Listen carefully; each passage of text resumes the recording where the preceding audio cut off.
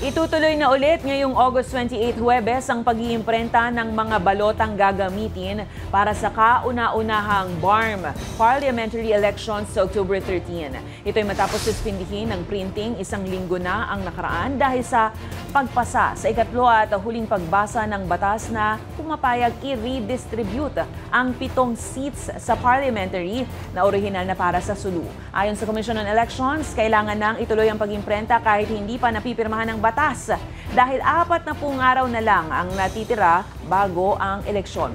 Nasa 2.3 million BARM official ballots ang kailangang maimprenta at daraan pa ito sa verification na siyang pinakamatagal na proseso. Ayon pa sa poll body, walang pagbabago sa anyo ng balota.